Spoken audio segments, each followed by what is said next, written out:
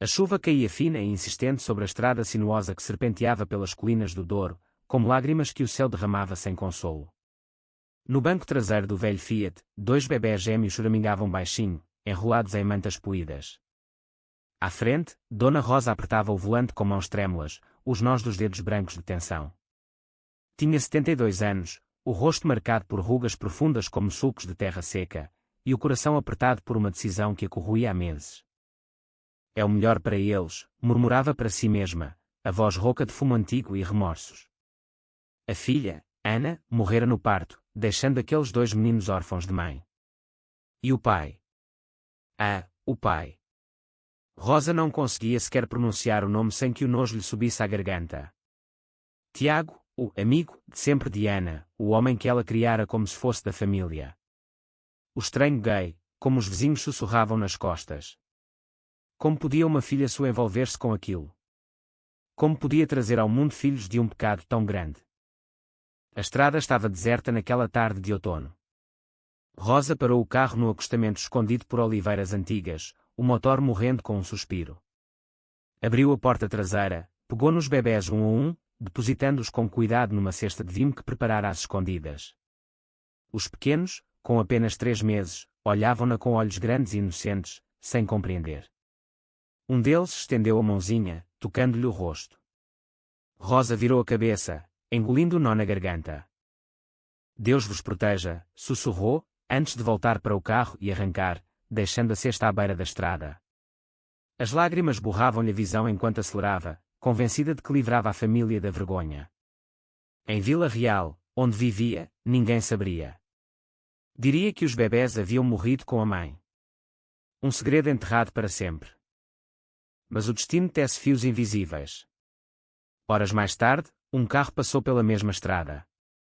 Ao volante ia Miguel, um jovem arquiteto de Lisboa, de 30 anos, que regressava de uma visita a um projeto no norte.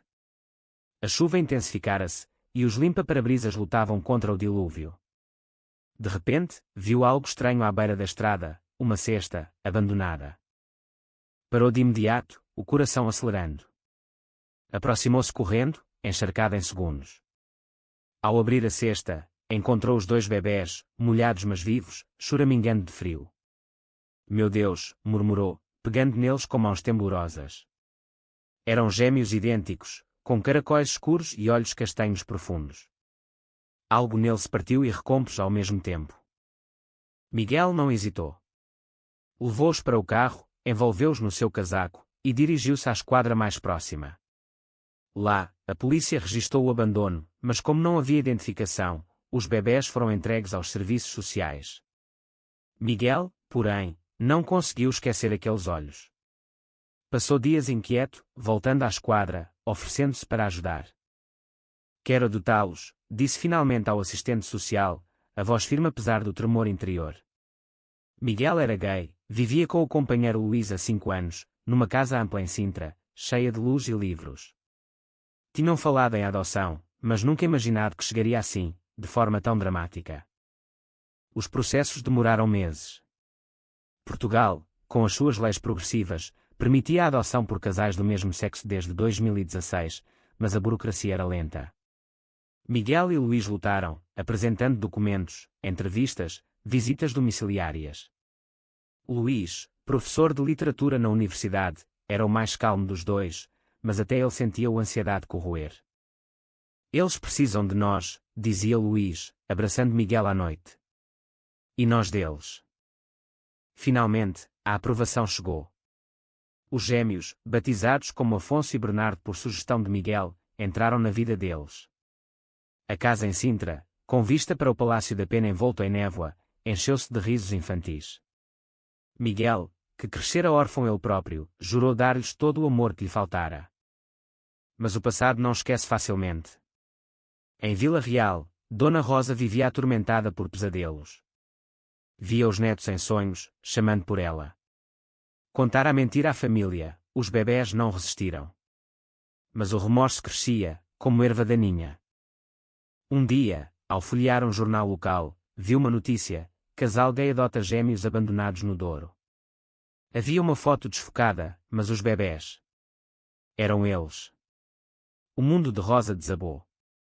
O estranho gay que adotara os seus netos não era estranho. Ao ampliar a imagem no computador da neta, reconheceu o rosto: Tiago. Não, Miguel. O nome mudara, mas os traços eram os mesmos do amigo de Ana, o homem que ela expulsara da vida da filha anos antes, quando descobrira a sua orientação. Tiago, ou Miguel, como agora se chamava, após mudar de identidade para fugir ao passado, era o pai biológico. Ana confessara-lhe antes de morrer, num momento de fraqueza. Os gêmeos eram frutos de uma relação complicada, um acordo secreto para ajudar Tiago a ter filhos, pois ele e Luís sonhavam com uma família. Ana, solteira e bondosa, aceitara ser a mãe de aluguer informal. Mas Rosa, ao descobrir a verdade parcial, proibira tudo, afastando Tiago para sempre. Agora, os filhos estavam com o pai verdadeiro, o homem que ela odiara e apagara da existência. O choque foi devastador. Os anos passaram como páginas viradas pelo vento do Atlântico. Afonso e Bernardo cresciam fortes e felizes em Sintra, correndo pelos jardins da Quinta da Regaleira, onde Miguel lhes contava histórias de cavaleiros e princesas sem género definido. Luís, com a sua voz suave, lia-lhes poemas de Fernando Pessoa à noite, enquanto Miguel preparava o jantar, rindo das travessuras dos miúdos. Era uma família como qualquer outra, apesar dos olhares ocasionais na rua. Portugal mudara muito desde os tempos da ditadura. Em Lisboa e arredores, casais como eles eram comuns, protegidos por leis que garantiam igualdade. Mas nas aldeias mais pequenas, como Vila Real, o preconceito ainda sussurrava nos cafés. Miguel nunca esquecera o abandono. Guardava a cesta de vime no sótão, como lembrete. Perguntava-se quem seria a pessoa capaz de tal ato. Alguém desesperado, dizia a Luís, que preferia focar no presente. Os gêmeos, agora com 5 anos, eram inseparáveis. Afonso, o mais aventureiro, escalava árvores. Bernardo, mais reflexivo, desenhava palácios imaginários. Perguntavam pela mãe biológica, e Miguel contava a verdade com cuidado. A vossa mãe era uma mulher corajosa chamada Ana, que vos trouxe ao mundo antes de partir para as estrelas. Mas o nome do pai biológico permanecia vago. Miguel era o pai, ponto final. Luís, o outro pai. Em Vila Real, Dona Rosa definhava. O segredo consumia-a como fogo lento. A família notava a sua distração, as noites em claro. A neta mais velha, prima dos gêmeos, encontrara por acaso a notícia antiga no computador da avó e confrontara-a. Eles estão vivos. Com um casal gay, perguntara, chocada mas curiosa. Rosa confessara parte da verdade, omitindo o parentesco. Fiz o que achava melhor. Naquela época, a vergonha. A neta, Inês, jovem universitária em Coimbra, não aceitara. Pesquisara sozinha, descobrindo mais sobre Miguel e Luís. Vira fotos nas redes sociais, os gêmeos felizes, no aniversário com bolo e balões. Eles parecem tão amados, dissera a Rosa. Por que os abandonaste? A culpa explodiu. Rosa decidiu agir. Escreveu uma carta anônima, enviando-a para a morada que Inês descobrira. Nela, contava o abandono, pedindo perdão, mas sem revelar a identidade. Miguel recebeu a carta numa tarde chuvosa. Leu-a em voz alta para Luís, a voz embargada. Alguém os deixou porque não aceitava. Nós. Luís abraçou-o forte. Mas nós aceitamo-los. E eles a nós. Os gêmeos, ouvindo pedaços, perguntaram inocentemente: quem nos deixou, papá? Miguel sorriu, escondendo a dor. Alguém que errou, mas que talvez se arrependa. A carta abriu feridas antigas em Miguel. Ele era Tiago, o nome que abandonara após a rejeição de Rosa. Ana, a sua melhor amiga desde a infância, ajudara-o a realizar o sonho de paternidade. Usaram inseminação caseira, um segredo entre os três, ele, Luís e Ana. Quando Ana morreu, Rosa culpou, expulsando-o do funeral, proibindo contacto. Tu mataste-a com o teu pecado, gritara ela. Tiago mudara de nome, de cidade, para recomeçar. Agora, o passado batia à porta. Decidiu investigar. Com a ajuda de um detetive amigo, traçou a carta até Vila Real, descobriu Dona Rosa, a avó materna. O confronto foi inevitável. Miguel dirigiu até lá, sozinho, deixando Luís com os miúdos. Bateu à porta da casa antiga, o coração aos saltos. Rosa abriu, reconhecendo-o imediatamente. Os olhos dela encheram-se de lágrimas. Tiago. Miguel. Os meus filhos, disse ele, a voz dura.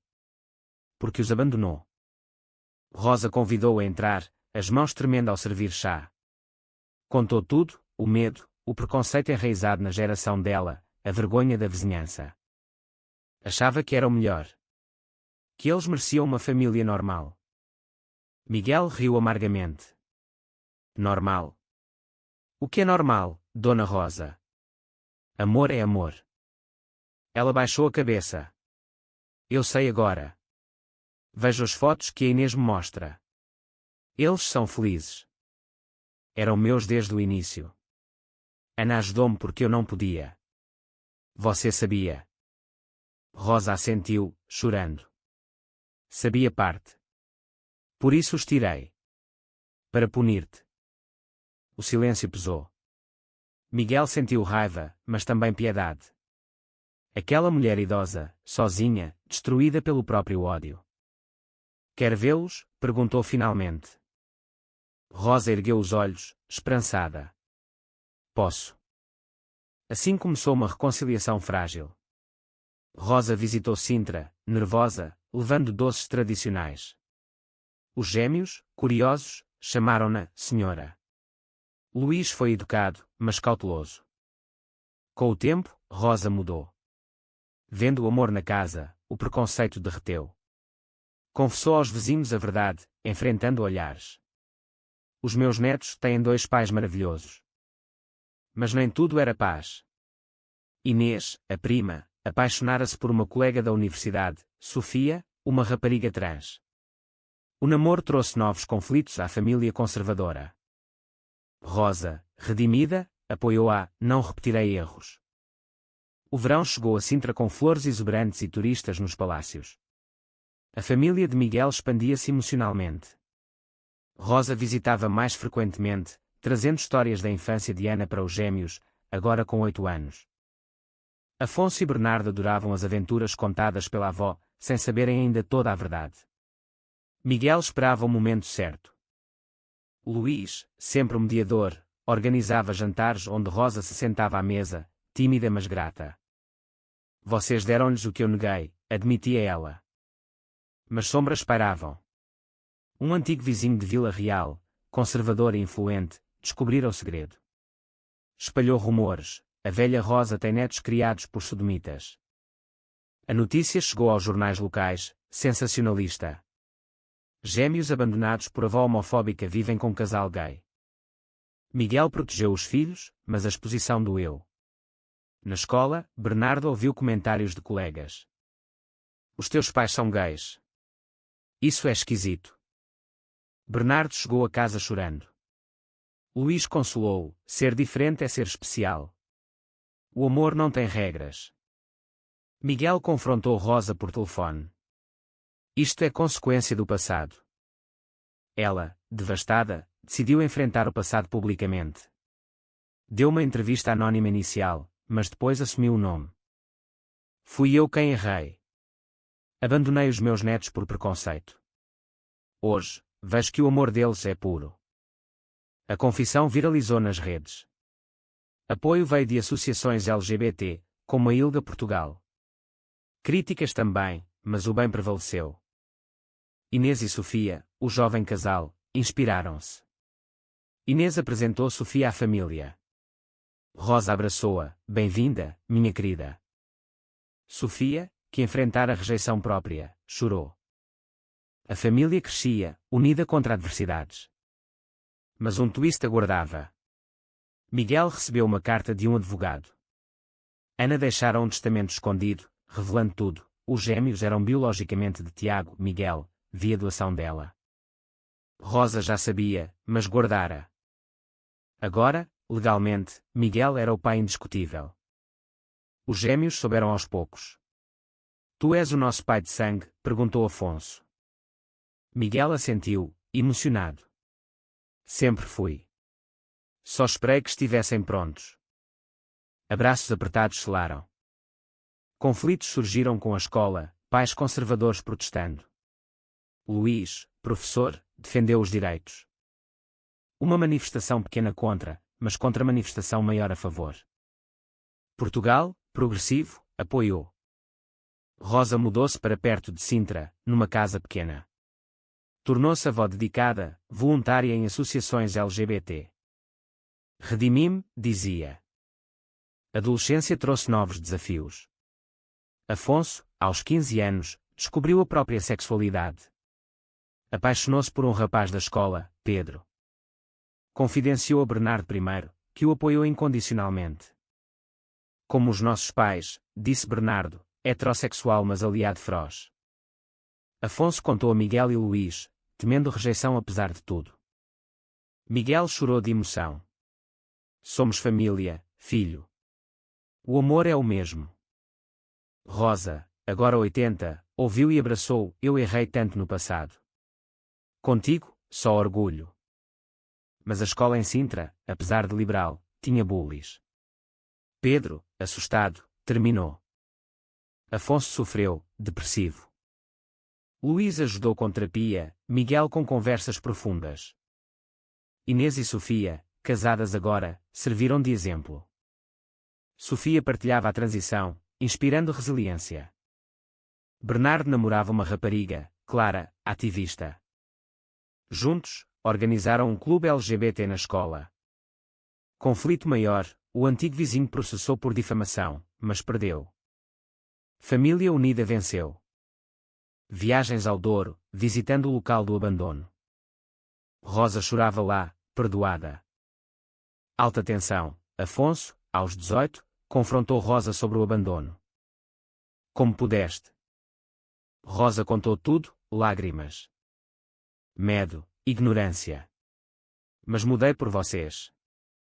Afonso perdoou, abraço longo. Bernardo encontrou o diário de Ana, revelando mais. Ela amava Tiago platonicamente, mas profundamente. Emoções à flor da pele. Novo conflito, Luís adoeceu, cancro. Família Rallier. Tratamento em Lisboa, apoio total. Luís sobreviveu, mais forte. Rosa ajudou nos cuidados. Laços inquebráveis. Inês e Sofia adotaram uma criança. Família expandida. Clímax, 20 anos após abandono, grande reunião em Sintra. Gêmeos adultos, Afonso casado com parceiro, Bernardo com família. Rosa, nonagenária, no centro. Discurso, do ódio ao amor, aprendi que família é quem ama. Lágrimas, aplausos. Miguel e Luís, grisalhos, de mãos dadas. Conquistamos tudo. Final, pôr do sol no mar, família unida. Amor venceu preconceitos, segredos revelados curaram. Felicidade eterna.